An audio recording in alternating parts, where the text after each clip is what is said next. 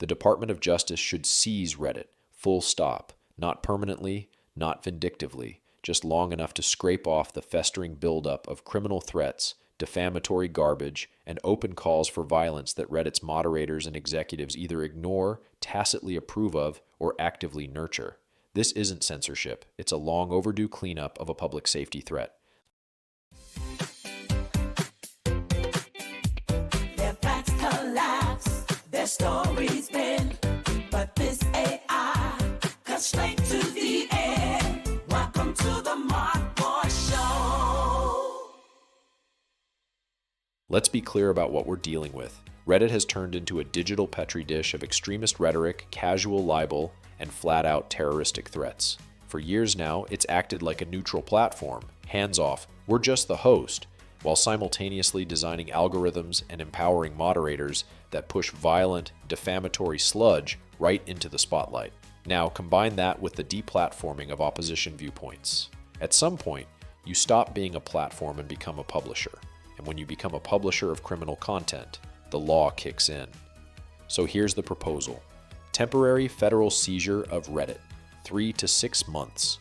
Department of Justice and FBI take operational control, suspend normal posting, conduct a full forensic sweep, and clean house. Once the garbage is gone, once the criminal posts, the threat makers, and the defamation peddlers are dealt with, the platform gets returned. No one's trying to turn Reddit into a government-run discussion board. This is about making the laws of the land apply online just like they do everywhere else. Now, some of you are thinking, wait, isn't that a First Amendment issue? No, not even close. The First Amendment doesn't protect defamation. It doesn't protect incitement to violence. It certainly doesn't protect someone posting, "This person is a Nazi. By the way, it's okay to punch Nazis."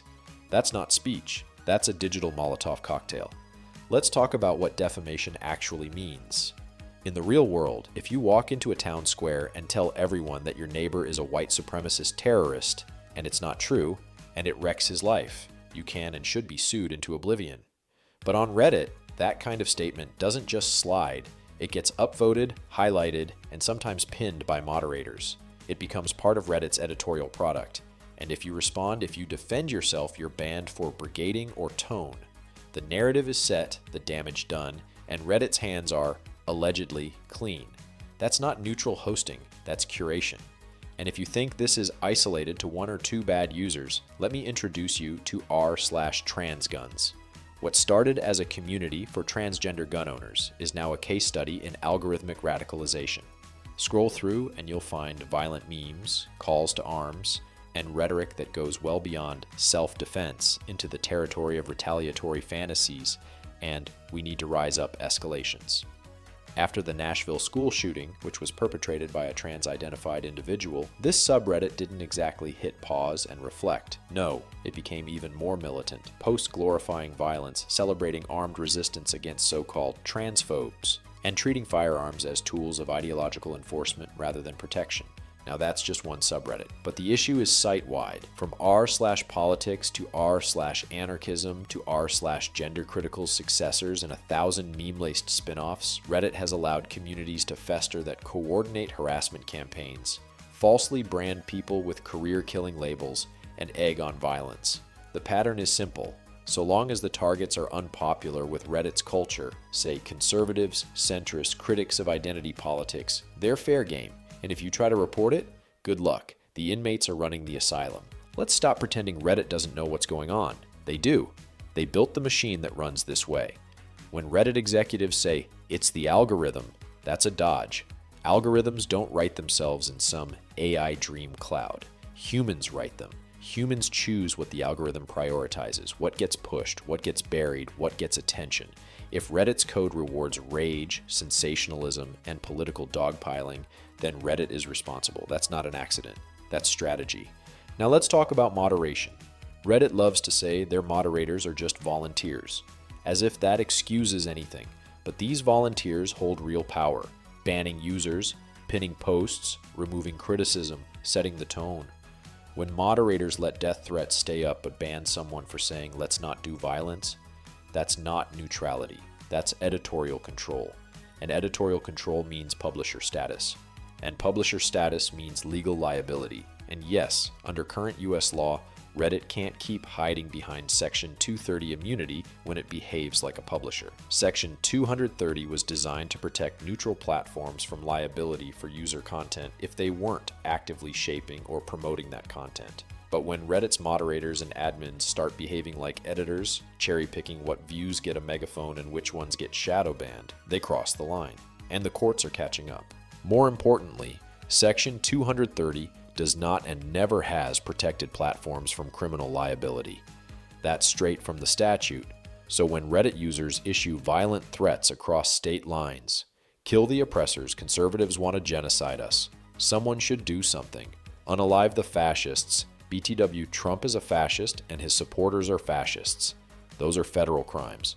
And when Reddit moderators let that stuff sit on the site, sometimes for weeks, sometimes deleting any post that is critical of it, they're complicit.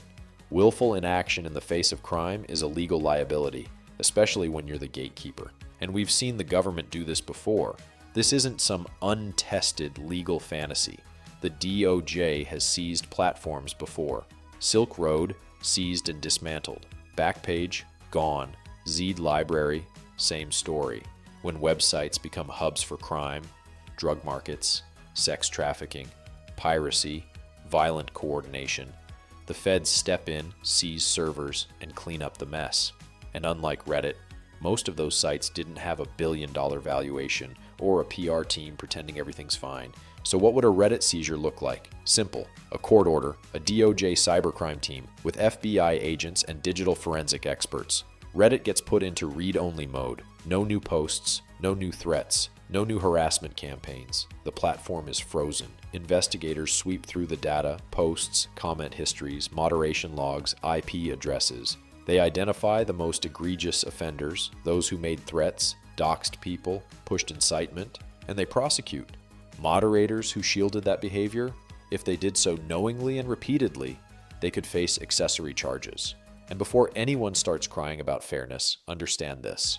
No one's going after moderators who tried their best and got overwhelmed. We're talking about the ones who knew and chose to protect the criminals because they liked the political targets. After the sweep, after the content is removed, after the charges are filed, Reddit is returned to its owners with conditions, stronger content policies, transparent moderation, audits, maybe even a legal agreement that if Reddit slides back into criminal complicity, the government reserves the right to step in again. Sound harsh? Not compared to what Reddit has allowed. We don't allow terrorist recruitment cells or Bible study groups to call for violence in the public square. We shouldn't online. Because what Reddit enables isn't just a speech issue. It's a safety issue. People have been doxxed on Reddit, harassed, threatened. Some have lost jobs, others have fled their homes. All while Reddit execs nod solemnly at congressional hearings and say they take this seriously. Spoiler, they don't. If they did, this wouldn't be necessary. But they didn't. So here we are. Now, predictably, critics will cry foul. It's censorship, they'll say. It's authoritarian. Please. Defamation isn't protected speech. Threats aren't protected speech. Coordinating violence isn't protest. It's criminal conspiracy. The First Amendment doesn't give you the right to ruin someone's life with a lie or to threaten to kill them. And it certainly doesn't give you a platform spotlight while doing it. This isn't about silencing opinions. This is about enforcing laws. If you want to criticize the government, debate policy, argue about identity politics, go for it. But when you call someone a Nazi without proof, when you incite a mob to harass a private citizen, when you post threats masked as jokes, you've left the realm of ideas and entered criminal liability. And until the sitting president labels you and your party as extremist threats to democracy for questioning the validity of the 2020 election, what about the slippery slope argument that the government seizing Reddit will lead to seizing every platform it disagrees with? Nonsense. Reddit isn't being targeted because of its ideology, it's being targeted because of its conduct. If another platform did the same, hosted threats, ignored criminal content, and let moderators run protection rackets for extremists, it would deserve the same. This isn't political, it's legal. So what does this achieve? It sends a message. The internet is not lawless. Platforms are not immune. The digital town square must still follow the rules of civil society.